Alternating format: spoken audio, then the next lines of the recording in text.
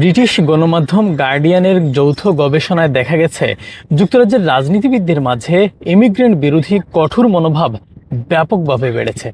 গবেষণায় কি উঠে এসেছে এবং কি কারণে বেড়েছে বিষয়টি নিয়ে জানব। গার্ডিয়ানের ডাটা সায়েন্স ও প্রজেক্ট টিম ইউনিভার্সিটি কলেজ লন্ডনের সহযোগিতায় হাউস অব কমন্সের প্রায় 100 বছরের বিতর্ক বিশ্লেষণ করেছে। গত 5 বছরে যুক্তরাজ্যের সংসদে অভিবাসনী বিষয়ে বক্তব্যে নেতিবাচক এবং কঠোর মনোভাব চোখে পড়ার মতো বেড়েছে। এমন চাঞ্চল্যকর খবর প্রকাশ করেছে দ্য গার্ডিয়ান।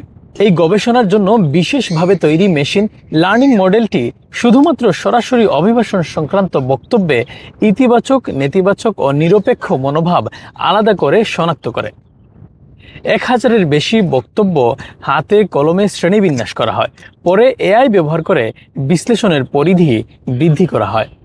1925 সাল থেকে 2025 সাল পর্যন্ত প্রায় 2,38,000 বক্তব্যের অংশ বিশ্লেষণে অন্তর্ভুক্ত হয়েছে। ফলাফল দেখা যায়, সাম্প্রতিক সময়ে সংসদে অভিবাসন নিয়ে উত্তেজনা ও নেতিবাচক বয়ান নাটকীয়ভাবে বেড়েছে। হঠাৎ কি কারণে বাড়ল অভিবাসন বিরোধী মনোভাব? ইমিগ্রেশন বিশেষজ্ঞদের মতে প্রথমত ভোটের রাজনীতি। অভিবাসন বহুদিন ধরে একটি আবেগঘন ইস্যু।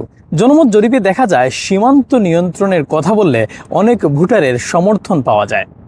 তাই দলগুলো কঠোর ভাষা ব্যবহার করে ভোট ধরে রাখতে চায়। দ্বিতীয়ত অর্থনৈতিক চাপ।